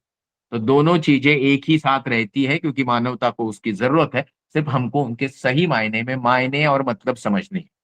तो ये हो गया स्टोरी ब्रह्मांड के निर्माण का। अभी सूरज पे आए थे तो थोड़ा बात भी कर लेते हैं। कोई आपको ये बताएगा कि भाई सूरज ये बड़ा सा हाइड्रोजन का गोला है, उसने 1% से भी कम कचरा फेंका, उससे मिट्टी हवा वायु के गोले बने, उसमें से एक गोले के ऊपर हम रहते हैं। तो लेकिन सर आपने नया क्या बताया? यही तो बचपन से पेपर में लिख लिख के कभी 45% तो कभी 95% लेके आते हैं हम लोग। Very good. तो कोई मुझे ये बताएगा कि ये जो सूरज है जो एटॉमिक फ्यूजन रिएक्शन से चलता है, वो सडनली आपके जिंदगी में आपके घर की सुख शांति, आपके परसेंटेज, आपकी नौकरी, आपकी हेल्थ अफेक्ट कैसे करता है? और उसके लिए सडनली आपको अंगूठी ताबीज पहनने की जरूरत क्यों पड़ती है? और कोई देने वाला जो होता है उसका आप तो सोर्स का ऑथेंटिकेशन भी नहीं करवाते। अभी अगर मैं बोलूं कि ये सब नहीं करना है, तो आप बोलेंगे सर क्या है, आप सुबह सुबह शनिवार को छुट्टी तो शुरू ही हो रही है हमारी, और हमको सारे गलत एडवाइसेस दे रहे हो। तो भैया एडवाइसेस आपको गलत लगेंगे तो मैं बोलूंगा या आपके टीचर्स बोलेंगे। बट मैं अगर ये बोलूं कि 12 जनवरी को जो नेशनल यूथ डे सेलिब्रेट करते हो, और उनको सही मायने में मतलब यूथ आइकन मानना चाहिए, ऐसे स्वामी विवेकानंद जी ने पूरे भारतवर्ष के लिए नहीं, पूरे दुनिया के लिए, एक मानवता के लिए एक बात कही कि human beings are the architect of their own destiny. इंसान उसके भाग्य का खुद विधाता है, मतलब अंगूठी ताबीज से कर्मकांडों से बाहर आ जाओ। आप बोलोगे सर ऐसे आप बोलेंगे, विवेकानंद जी बोलेंगे तो हम थोड़े ही मानेंगे। तो मैं आपको एक उदाहरण भी प्रस्तुत करता हूँ। सोचिए, आज से 80 90 साल पहले तमिलनाडु में रामेश्वरम के आसपास एक होनहार बच्चा पढ़ना तो चाहता था, पर घर की विपरीत परिस्थिति में फाइनेंशियल सपोर्ट के लिए न्यूज़पेपर तक बेचता था। फिर आगे जाके उन्होंने पढ़ाई जारी रखी, बीएससी किया, फिर इंजीनियरिंग किया, फिर इच्छा थी कि फाइटर प्लेन का पायलट बनूं, बट सिलेक्शन के लिए तो बन नहीं पाए। तो उन्होंने बंदूक उठा के आतंकवादी बनने का नहीं सोचा, ना ही किसी बड़े बुजुर्ग को गाली दी, ना टीचर्स को गाली दी, ना सिस्टम को गाली दी, ना गवर्नमेंट को गाली दी। उन्होंने और मेहनत की और डीआरडीओ नाम की गवर्नमेंट ऑर्गेनाइजेशन मेरिट पे ज्वाइन किया, और वहां जाने के बाद सारे अच्छे कर्म करते हुए, जी जान से मेहनत करते हुए, आगे जाके मिसाइल मैन ऑफ इंडिया तक कहलाने का रुतबा और ओहदा पाया। फिर चीफ साइंटिफिक एडवाइजर बने, फिर आगे जाके प्रेसिडेंट ऑफ इंडिया बने। अभी कोई बोलेगा कि वो धार्मिक नहीं थे तो मैं बिल्कुल नहीं मानूंगा, क्योंकि पर्सनल लाइफ में वो काफी धार्मिक थे। और उनकी धर्म की परिभाषा ये थी कि इथिकल लाइफ इज धार्मिक लाइफ। सारी अच्छे तरीके से धार्मिक संस्कारों का नतीजा ये रहा कि राष्ट्रपति भवन में भी 2 बैग लेके गए और 2 बैग लेके ही बाहर आए। कहीं इधर उधर जमीन, कहीं यहाँ वहां प्रॉपर्टी जमा नहीं की। तो आज भी हम जब उनके बारे में बात करते हैं तो कभी भी हमें कुछ और महसूस नहीं होता, सिर्फ इंस्पिरेशन महसूस होता है कि इस तरीके के 2-4 प्रेसिडेंट इंडिया को मिल जाए तो भाई इंडिया तो कहीं का कहीं अच्छी जगह पहुंच जाए।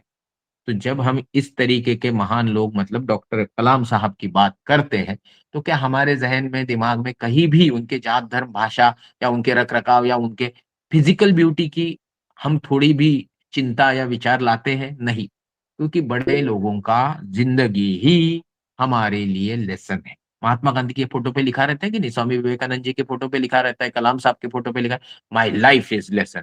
वो उन्होंने नहीं लिखा है, वो बाकी बाद के जानकार लोगों ने समझा और लिखा कि भाई इनकी जिंदगी से कुछ सीखो, बेवजह उनको गाली मत दो।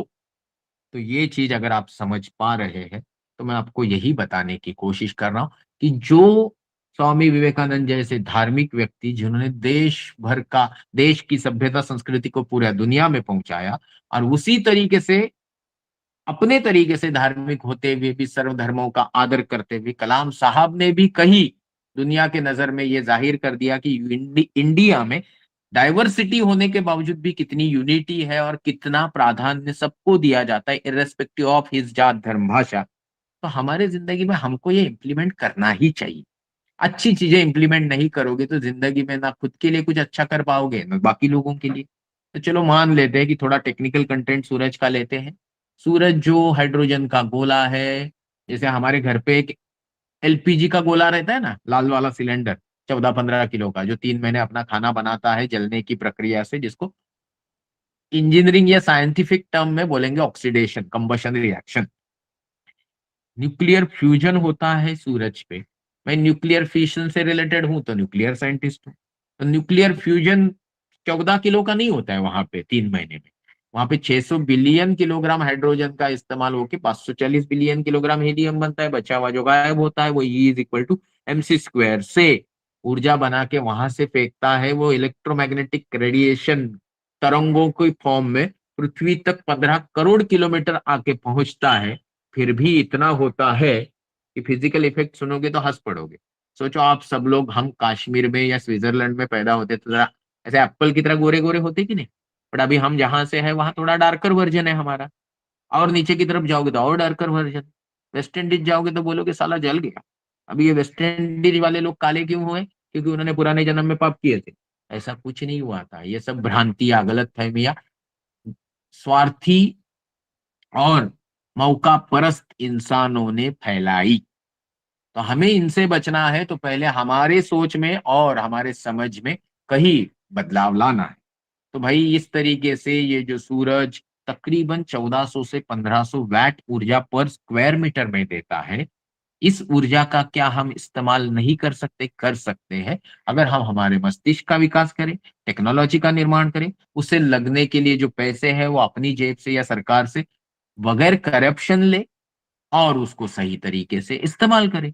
ये सब कहीं ना कहीं नहीं हो रहा है, इसलिए टेक्नोलॉजी के विकास में और मानवता के ओवरऑल विकास में बहुत सारी रुकावटें हैं।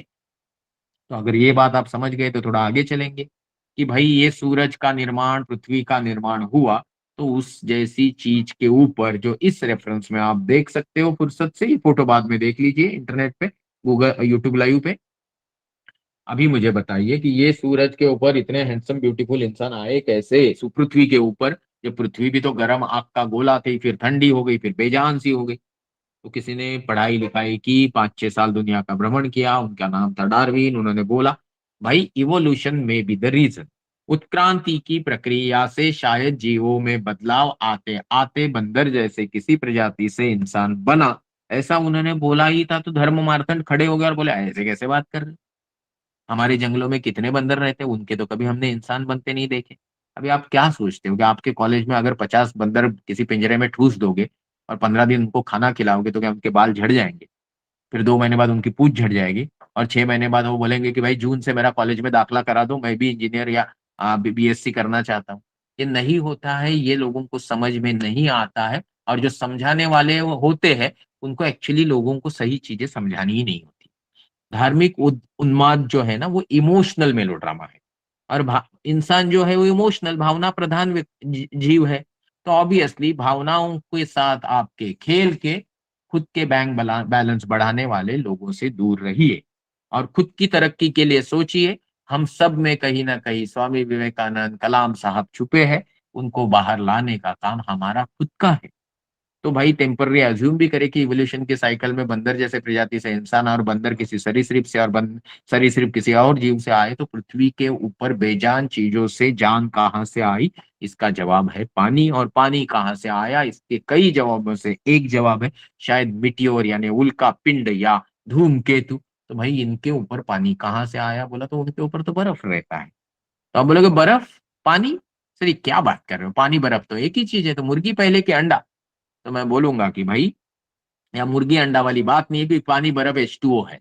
और H2O में जो H और वो है, वैसे कुल 118 एलिमेंट पीरियोडिक टेबल में है। तो ये कहाँ से आए, ये जरूर पूछ सकते हो आपके साइंस वाले फ्रेंड्स से, और वो जरूर बताएंगे कि ये सारे नमूने मतलब पीरियोडिक टेबल के एलिमेंट्स मेंडलीफ के टेबल में तो मेंडलीफ ने डाले, बट वो आए तारों की फ्यूजन फैक्ट्री से।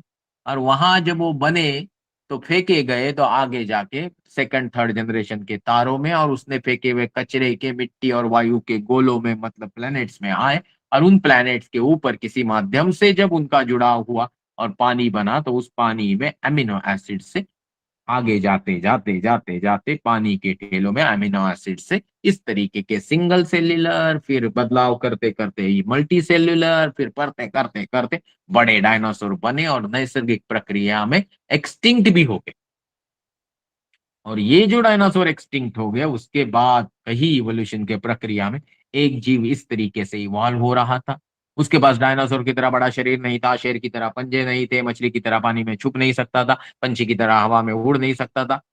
आज भी आपको रास्ते में कोई दम देगा तो आप क्या करते हो? पहला, एक की जगह 4 लोग चलते हो, है ना? अभी ये 4 लोग कोई गलत इरादे से नहीं चल रहे होते, बट फिर भी चलते हैं कि नहीं, क्योंकि we always feel protected in a group, and that is why you see we live in a community. But इस कम्युनिटी में हर बार गलत चीज फैलाने का उद्देश्य लेके चलने वाले लोगों को लॉन्ग टर्म के थ्रेट्स की तरह आपको देखने की समझ आनी चाहिए। एनीवे उस पे नहीं जाएंगे, आपको ये समझ में आना चाहिए कि यहाँ जो हम बात कर रहे हैं, वहां पे ये जीव जब आगे बढ़ रहा था तो उसको समझ में आया, वो मोगली पिक्चर की तरह, कि हाथ पांव का इस्तेमाल से बहुत कुछ नहीं होने वाला है।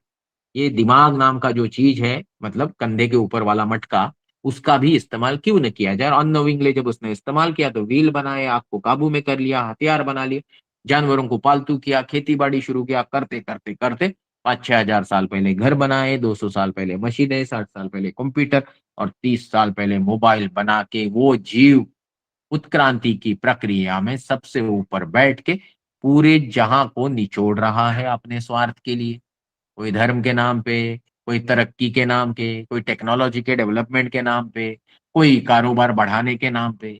जरूरत कितनी है वो हर एक धर्म में अच्छे से लिखा है कि इंसान की जरूरतें आखिर में है कितनी। बट उनको समझने की बजाय कुछ और समझाते समझाते खुद का बैंक बैलेंस या खुद की पोटली या खुद के दीवारों में पैसे रखने की आदत इस कदर बढ़ चुकी है कि ऐसा आईएएस ऑफिसर मिलेगा नहीं आपको जिसके दीवारों में या बाथरूम में पैसे नहीं होते करोड़ों में। और यहाँ आप जैसे नौजवान सिर्फ नौकरी चाहते हैं, 10,000 रुपया महीना। तो ये विषमता में अगर समता लानी है तो आप सबको काबिल बनना है।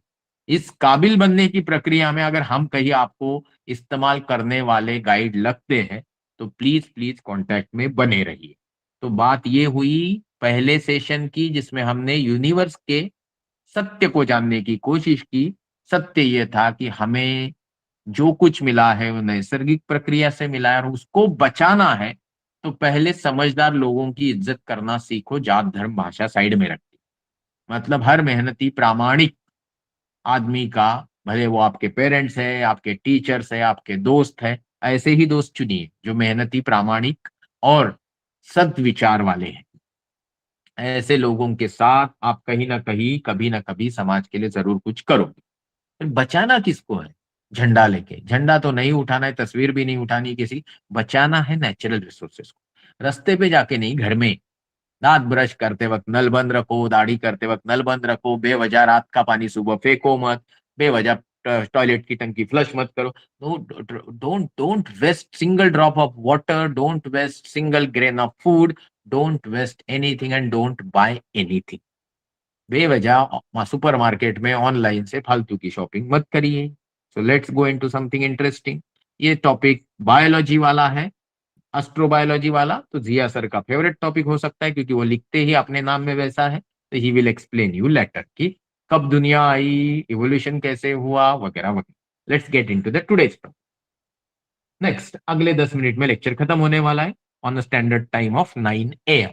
सो ये आपको दिखाने के लिए कि जो भ्रांति गलतफहमी आप में है कि भाई न्यूटन के लॉ के हिसाब से चीजें एक दूसरे पे इफेक्ट करती है, तो अगर हम अंगूठी ताबीज रस्सी या इधर उधर कुछ जो बोलते हैं सो कॉल्ड धर्मगुरु वो करेंगे तो हमारे जीवन में अचानक बदलाव आ जाएगा, ऐसा होता नहीं है। क्योंकि न्यूटन के लॉ को ही आप यहाँ सेलेस्टियल बॉडीज को अप्लाई करोगे तो देखो कैसे तकलीफ होगी। पहला वाला जो प्लेनेट है थोड़ा छोटा वाला वो मर्क्यूरी है, 4880 किलोमीटर डायमीटर, फिर वीनस 12,000, पृथ्वी 12,500, मंगल 6,000। इन सबके अंगूठी ताइज साइज के हिसाब से आपने पहन ली तो आपको लगेगा कि भाई हाथ की उंगलियां भरने लगी है। फिर आपने यूरेनस नेपच्यून को देखा जिसमें 10-20 पृथ्वियां रह सकती है, फिर शनि में 750 पृथ्वी रह सकती है, जुपिटर में 1300 पृथ्वी रह सकती है। और इन सबको हाथ पांव में पहनोगे तो हाथ पांव की उंगलियां भर जाएंगी, झड़ भी जाएंगी। सूरज को देखिए, सूरज में तो 10 लाख अर्थ रह सकती है। इसका तो गले में टायर पहनना पड़ेगा ट्रैक्टर का, जो मुश्किल ही नहीं नामुमकिन है क्योंकि आपका घूमना फिरना मेहनत करना बंद हो जाएगा। और मेहनत के बगैर दुनिया में कुछ नहीं मिलता, because there is no substitute for hard work. इतनी छोटी छोटी बातें आपको अच्छे से समझ में आती है, आप सिर्फ उसको विस्तार से डीप थॉट दे के नहीं समझने की कोशिश करते हो। इस सब प्रॉब्लम्स का सोल्यूशन है मेहनत। आई होप आप ये करोगे। और इस मेहनत करने में कोई मेहनत करने के लिए किस डायरेक्शन में जाए उसके लिए हम जैसे एल्डरली पीपल हमेशा ही प्रेजेंट है। आप मुझे कभी भी व्हाट्सएप से मैसेज कर सकते हो, इससे आगे जब तक मैं जिंदा हूं। मैं सिर्फ बोलता नहीं हूं, मैं करने वालों में से हूँ। सिर्फ फोन नहीं करेंगे। तो अभी हम बात कर रहे थे कि भाई चलो सूरज को देख लिया, बट अगर मैं आपको पूछूं कि दिन में सूरज दिखता है तो तारे नहीं दिखते क्योंकि बहुत ब्राइट है सूरज खुद और करीब भी है। तो रात के आसमान में कितने तारे खुली आंख से देखे जा सकते हैं? अगर आपने गलती से जवाब दिया इनफाइनाइट अनकाउंटेबल, तो आपकी गलती नहीं, जो आपको बचपन से पढ़ाया गया उनकी गलती भी नहीं है क्योंकि किताब में वही लिखा गया था। और किताब जिन्होंने लिखा है उनकी भी गलती नहीं है क्योंकि वो जो लिखना चाह रहे थे वो समझ के नहीं लिखते हैं, क्योंकि बहुत बार उनको सब चीजें समझ में नहीं आती। एक आदमी को सारी चीजें नहीं पता हो सकती है ना, फिर भी हम देखो बचपन से PhD करने तक एक 400-500 किताब पढ़ ही लेते हैं। पर जब जिंदगी में कुछ करने की बारी आती है तो हम एक किताब पे डिपेंड रहते हैं और बोलते हैं कि इसके बाहर तो कुछ सोचने की जरूरत नहीं क्योंकि भाई ये तो हमको बचपन से पढ़ाया गया है। तो please come out of this thinkings. दुनिया में जहां में ज्ञान का भंडार है, खुली आंख से, कान से, नाक से, मस्तिष्क से आप देखोगे तो सीखने की कभी भी कमी नहीं रहेगी। तो यह जो हमने यहाँ सूरज देखा, इसके भाई बंधु बहुत सारे इन्फानाइट हो, अगणित नहीं है, बिलियंस बिलियंस है, बट उसमें से कुछ ही रात को दिखते हैं और वो नंबर है 5-6 हजार। ये जो 5-6 हजार दिखते हैं वो सूरज से कितने बड़े हैं? रात के आसमान में दिखने वाला हर तारा सूरज से काफी गुना बड़ा है। कितना बड़ा है देखिए, सूरज के बगल में व्याध दिखाया, पुलुक्स दिखाया, स्वाति यानी अर्चुरस दिखाया। इन सब तारों में काफी सूरज रह सकते, उससे भी ज्यादा इनमें रह सकते ज्येष्ठा और बीटलग्यूस। आप बोलोगे कितने? मैं बोलूंगा करोड़ों करोड़ों सूरज इसमें रह सकते हैं। तो इनकी अंगूठी या ताबीज पहनना मुश्किल ही नहीं, नामुमकिन है। उसमें जाएंगे नहीं, जाएंगे इसमें कि अगर आपने बोला था कि सर इन्फानाइट क्यों बचपन से पढ़ाते, क्योंकि होते बहुत सारे। कितने होते हैं? अरबों खरबों। तो जैसे देखिए ना, ये सूरज का गांव मैंने दिखाया, इस सूरज के नीले सर्कल की बाउंड्री वाले गांव में, जिसको हम मंदाकिनी दीर्घिका मराठी हिंदी में बोलते हैं, यानी इंग्लिश में मिल्की वे गैलेक्सी, यह हमारी अपनी गैलेक्सी है, जिसमें सूरज या सोलर सिस्टम अपनी अगर एक घर है, तो आजू बाजू में 100-200 बिलियन सोलर सिस्टम है। कहाँ? नीले सर्कल के अंदर। आप बोलोगे इतना सारा माल है इधर, तो ये येलो स्पॉट क्या सूरज है? बिल्कुल नहीं, लोकेशन दिखा रहा हूं, सिर्फ आपको समझ में आए कि हम centre of universe, centre of Galaxy, centre of solar system नहीं है, मतलब हम किसी स्पेशल ने बनाई हुई स्पेशल चीज नहीं है, ये समझे इसलिए ये चित्र है, बट उससे भी आगे इसका मतलब है। इस नीले सर्कल के अंदर जो 200 बिलियन सोलर सिस्टम है, तो भाई ये नीले सर्कल का डायमीटर कितना है? तो मैं बोलूंगा भाई आप ही नाप लो, मैं मोटरसाइकिल देता हूँ, पेट्रोल भी फ्री में देता हूँ। आप बोलेंगे सर 40-50 किलोमीटर एक घंटे में जाएंगे, कार से जाऊंगा तो 60-70, ट्रेन से जाऊंगा तो 100-125, हवाई जहाज से जाऊंगा तो 1000-1500, और स्पेस शटल से जाऊंगा तो 60-70 हजार किलोमीटर एक घंटे में। 60-70 हजार किलोमीटर मैनमेड चीज एक घंटे में जाती है, मतलब एक सेकंड में 16-17 किलोमीटर। बट 16-17 किलोमीटर एक सेकंड का मतलब क्या है? कुछ भी नहीं। अगर आप बोलेंगे कि लाइट 3 लाख किलोमीटर पर सेकंड जाती है, तो 16-17 से तो बहुत ज्यादा जाती है। बोले सर 3 लाख किलोमीटर पर सेकंड की रफ्तार से जाने वाली लाइट को ही मैं ये डायमीटर नापने बोलूं, तो बहुत ही बढ़िया आइडिया है।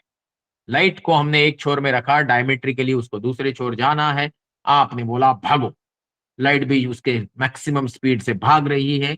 कितना समय लगेगा? ऐसा मैंने छोटे से बड़ों से पीएचडी होल्डर तक पूछा, जिनको मालूम नहीं था, उन्होंने बोला 5 मिनट, 50 मिनट, 10 घंटे, 100 घंटे, फिर किसी ने बोला 1000 साल, किसी ने बोला भाई 2000 साल, इससे ज्यादा तो नहीं जा सकते क्योंकि लाइट का स्पीड ही इतना ज्यादा है। बट ये सारे जवाब बहुत छोटे और गलत थे, क्योंकि इस नीले सर्कल के डायमीटर को क्रॉस करने के लिए लाइट के स्पीड से 1 लाख प्रकाश वर्ष, यानी किलोमीटर में 1 लाख गुना 365 × 24 × 60 × 60 × 3 लैक्स, मतलब एक के ऊपर 18 जीरो वाला आंकड़ा बनेगा किलोमीटर में। अब बोलोगे एक ही है क्या? नहीं भाई, ये तो अपना गांव है, बगल वाला गांव, जिसमें 200 नहीं 400 बिलियन सोलर सिस्टम है। डायमीटर 1 लाख प्रकाश वर्ष नहीं है, 1,80,000 प्रकाश वर्ष। अब बोलोगे दो ही है क्या सर? नहीं भाई, ये देखो, यहाँ पे कोई भी आर्बिट्री दो गैलेक्सी आप पकड़ सकते हो, और कोई भी, चलो माउस भी उस गलती से आपको दिख रहा है क्या? चलो मान लो ये माउस मैं आपको हिला रहा हूँ, एक हाथ हिल रहा है, देखिए छोटा सा, उसमें ये दो बिंदु मैं आपको दिखा रहा हूँ, पकड़ लीजिए ये वाले। एक ऊपर पे हाथ रखा, फिर धीरे धीरे नीचे लेके आ रहा हूँ, नीचे एक बिंदु दिखा रहा हूँ, तो ये पकड़ लिए, ये नीचे वाला बिंदु मिल्की वे गैलेक्सी है, ऊपर वाला बिंदु एंड्रोमेडा गैलेक्सी, इमेजिनरी। तो भाई नीचे वाले बिंदु का डायमीटर क्रॉस करने के लिए प्रकाश को 1 लाख वर्ष, ऊपर वाले बिंदु का डायमीटर क्रॉस करने के लिए प्रकाश को 1,80,000 वर्ष, और दोनों के बीच की दूरी है 22 लाख प्रकाश वर्ष। आप बोलोगे सर बगल बगल में खेल रहे हो, अगर मैं इसी चित्र के एक कोने से, लेफ्ट कोने से, बॉटम के top most right corner of the इसी चित्र में जाऊं तो कितना है? मैं बोलूंगा माल इतना है कि उसमें 3,000 गैलेक्सी। बोले कि कहां से ये चित्र उठाया? तो बोला भाई हबल स्पेस टेलीस्कोप ने, सोचिए आपके हाथ के पीछे, 4 उंगलियों के पीछे जो छुपा हुआ आसमान है, उसका 24 घंटे का एक्सपोजर देके जो फोटो निकाला, उसका ये हिस्सा है। मतलब ऑफिशियली आपके हाथ के 4 उंगलियों के पीछे आसमान का जो हिस्सा छुपता है, उसमें अगर 3,000 गैलेक्सी है, तो पूरे आसमान में कितनी गैलेक्सी? मैं बोलूंगा 100-200 बिलियन गैलेक्सी। आप बोलोगे 100 की 200, मैं बोलूंगा वो इंपॉर्टेंट नहीं है, कि मान लीजिए टेम्पररी 100 बिलियन गैलेक्सी। बोलेंगे इतना बड़ा ब्रह्मांड है? मैं बोला नहीं भाई, अभी तो पिक्चर में हीरो का एंट्री बाकी है, और वो क्लाइमैक्स ये है कि भाई ये जो 100 बिलियन गैलेक्सी है, ये इस ब्रह्मांड का नॉन विजिबल 5% मैटर है, मतलब 5% दृश्य द्रव्य है। 95% डार्क मैटर, डार्क एनर्जी है, जिसके पीछे दुनिया रिसर्च में लगी हुई, and that's where the human beings are putting their brains, money and energy.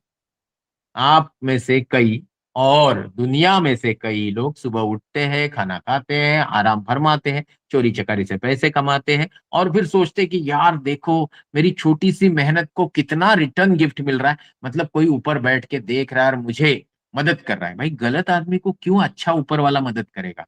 तो भी गलत लोग फल फूल रहे हैं। और मेहनती प्रामाणिक लोग तकलीफ में है। मतलब भाई जो कुछ है यही पे है। अच्छे लोगों की मदद करना ही अच्छे लोगों का काम है, और गलत लोगों को गलत राह से, भटकी हुई राह से अच्छी राह पे लाना भी अच्छे लोगों का काम है। ये आप समझ गए तो भाई आपने दुनिया जीत ली। तो ये इतने बड़े ब्रह्मांड में हम रहते हैं, ये भी छोटे से मस्तिष्क वाले इंसान ने ही पुराने जमाने से मेहनत करके अब तक ढूंढ के निकाला। मैं जिस टॉपिक पे बात किया वो थोड़ा फिलोसॉफिकल, साइंटिफिक और इम्पोर्टेंट था, इसलिए बात किया। मेरा फेवरेट टॉपिक है स्टार गेजिंग। पोल स्टार क्या है, उसको ढूंढा कैसे जाता है, ओरायन नेब्यूला क्या है, ओरायन हंटर कॉन्स्टिलेशन क्या है, मृग नक्षत्र क्या है, फिर ये ओरायन नेब्यूला है। मिल्की वे एंड्रोमेडा गैलेक्सी जो 22 लाख प्रकाश वर्ष के दूरी पे है, वो कैसे ढूंढने का आसमान में, बाइनोकुलर से हो या फिर टेलीस्कोप से। और भाई इतनी सारी आबादी वाली भारतवर्ष में रिसर्च कंट्रीब्यूशन और नौकरियों के मामले में इनोवेटिवनेस इतना कम क्यों है, स्टार्टअप्स वगैरह अपने यहाँ इतने खुलते क्यों नहीं है। ये सारी चीज के ऊपर एक ही जवाब है, लोगों में सोच का कम होना, लोगों की सोच में सिस्टमैटिक न होना, लोगों के सोच में सिस्टमैटिकनेस के अब्सेंस के अलावा साइंटिफिक टेम्परामेंट का भी अब्सेंस जो है। ये सारे चीजें हमको कहीं ना कहीं दुनिया के समझदार लोगों के और दुनिया में दूसरों लोगों के प्रति सहानुभूति रखने वाले लोगों के कंपैरिजन में बहुत पीछे लेके आती है। भले हम बड़ा बड़ा बात करते हैं कि भाई इंडिया ने दुनिया को ह्यूमैनिटी सिखाई, प्यार करना सिखाया, विश्व बंधुता सिखाई। आज के हालात अगर खराब है तो इसका कारण है हम खुद। हमको अपने गिरेबान में झांक के एक दूसरे के प्रति सहिष्णुता बढ़ानी होगी, तभी ये विश्व बंधुता का जो नारा भारतवर्ष ने पूरे दुनिया को दिया वो सही मायने में फिर से हम अपनी तरफ से दे पाएंगे। Sky observation is interesting, but अभी इंटरेस्टिंग चीज है मेरा नंबर। ऊपर जो ग्रीन में लिखा हुआ नंबर है वो मेरा व्हाट्सएप नंबर है। अपना सेल्फ इंट्रोडक्शन देके आप कभी भी कहीं भी जिंदगी के हर मसले का सवाल मुझे भेज सकते हो। साइंटिफिकली राइट जवाब आपको देने की कोशिश करूंगा। उसको फॉलो करने की कोई जबरदस्ती नहीं होगी, क्योंकि ऐसा कुछ नहीं है कि भाई अगर मेरा एडवाइस आपने फॉलो नहीं किया तो कोई अवकृपा हो जाएगी या आपको आसमान में मरने के बाद कहीं तेल में तला जाएगा। ऐसा कुछ नहीं होगा। मैं इंसान हूं, जो भी आपको बताऊंगा वो एक एडवाइस है, फ्रेंडली सजेशन है। फॉलो करना न करना आपका काम है। आज मैं जो भी बात किया वो सारे बात का जिम्मेदारी मेरा है। इसमें जिन सर लोग ने ये लेक्चर ऑर्गेनाइज करने में इनिशिएटिव लिया उनकी कोई गलती नहीं है। और मैंने भी जो कहा बात कही वो टोटली साइंटिफिक एविडेंस बेस्ड और संविधान के तहत भारतवर्ष के लिए टोटली सही और रिक्वायर्ड बात है। तो इसके बाद आपके जो चैट बॉक्स में लिंक्स डाली गई थी उसमें फीडबैक लिंक है। आप बिल्कुल तहे दिल से आपको जो लगता है वो फीडबैक दे सकते हो। कोई एक्सपेक्टेशन नहीं है कि बहुत अच्छा 5 स्टार ही देना, ऐसा सब नहीं है। मैं फ्री ऑफ कॉस्ट लेक्चर देता हूँ, वो लोगों को समझे इसलिए वो पर्टिकुलर चीज रखी गई। दूसरी इंपॉर्टेंट चीज, मैं करियर गाइडेंस पे से लेके Japanese language, German language, nursery से 10th तक के फ्री क्लासेस, इंग्लिश स्पीकिंग, ये सारी चीजें, एस्ट्रोनॉमी की क्लासेस, ये सारी चीजें इंटरनेट पे फ्री में फ्लोट किया हुआ हूँ। उसके लिंक भी आप मुझसे मांग सकते हैं। उसके लिए सिर्फ आपको आपका नाम और इंट्रोडक्शन मुझे भेजना है, कॉलेज का नाम भी भेजना है, ताकि मेरे कांटेक्ट में जो 8-9 लाख बच्चे हैं उनमें मैं आपको सेग्रीगेट कर पाऊंगा कि ये बच्चे भाई मालेगांव के कॉलेज के हैं। तो ये सारी चीज आपने जो की उसके लिए तहे दिल से शुक्रिया। Special thanks to Zia sir and vice principal sir for their very prompt, fast and very positive response. जब भी जिया सर बात करते तो ऐसा महसूस होता है कि सर को बड़ा अच्छा लग रहा है कि मैं उनसे बात कर रहा हूँ। तो ये इस तरीके के पॉजिटिव वाइब ही सही इंसान और इंसानियत की पहचान है। मैं पॉजिटिवली आपके इधर आना चाहूंगा। अगर वहां 4-5 लेक्चर कोई सुनना चाहता है बहुत सारे टॉपिक पे, मेरा खर्चा होगा। मैं ही अपने पैसे से आता हूँ, अपने पैसे से रहता हूँ, सब कुछ मेरे ऊपर ही रहेगा, क्योंकि मैं मेरी नैतिक जिम्मेदारी मानता हूं कि दुनिया के हर इंसान को इस तरीके की वैज्ञानिक सोच आए। तो आपने इतना सब कुछ मेरे मुंह से शनिवार की सुबह सुबह 1 घंटा 10 मिनट दे के सुना, इसलिए तहे दिल से शुक्रिया। प्लीज फीडबैक दीजिए। पार्टिसिपेशन सर्टिफिकेट की भी लिंक दी है, उसको भी फॉलो करके पार्टिसिपेशन सर्टिफिकेट आपके ईमेल में आ जाएगा। तो thank you very much for your kind patient listening. Now Zia sir या वाइस प्रिंसिपल सर और एक सर होस्ट है, वो लोग अपने तरीके से इस सेशन को क्लोज करने की तरफ बढ़ सकते हैं। Sir please continue. Thank you again. Thank you, sir. Thank you very much. Rahmani Mudassir को होस्ट कर दीजिए सर। सर आप भी उनको होस्ट कर सकते हो, आप उनके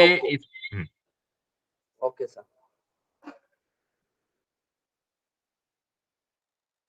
हाँ कर दिया sir. Okay sir, okay.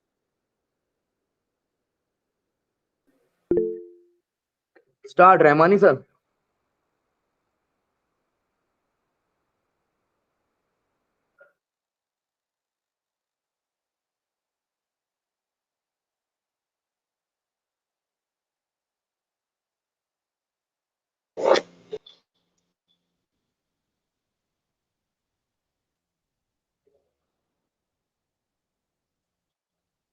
Sir, 1 minute.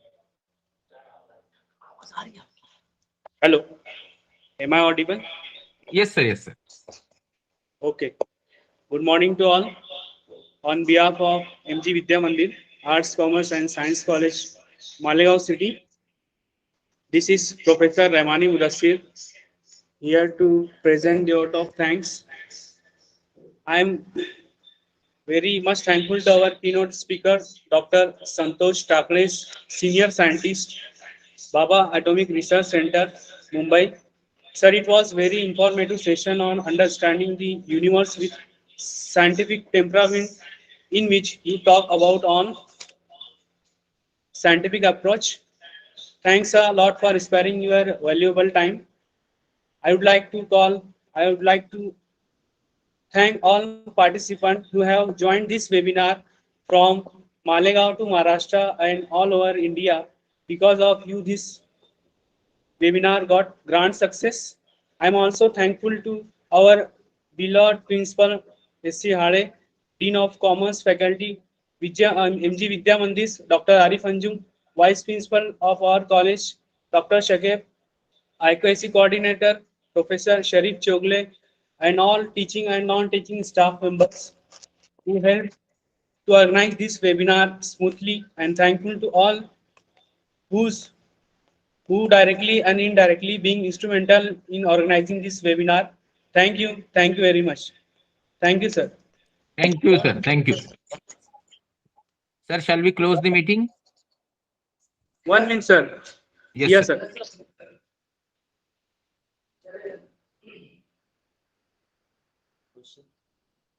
Yes, sir. Yes sir, we should close sir. Okay, sir. Thank you. Okay, Thank you thank you very very much. much sir. Thank you very much. Yes, sir. Bye, sir. Good day. Good day sir, good day.